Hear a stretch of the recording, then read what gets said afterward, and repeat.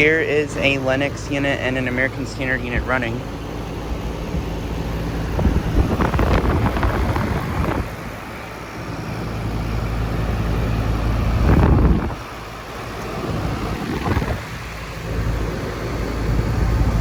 This unit is from 2006, or wait, no, 2007, and it's a 5-ton.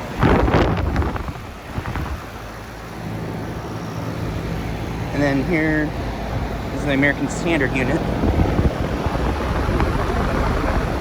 This unit replaced a Lennox unit just like that one last year.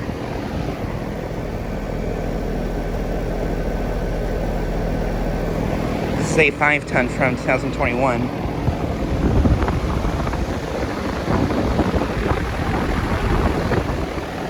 It's got a broad ocean fan motor.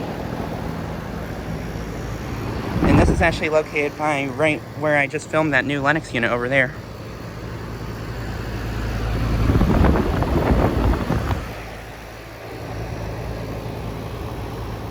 But yeah, just thought I'd make a quick video of these two units running.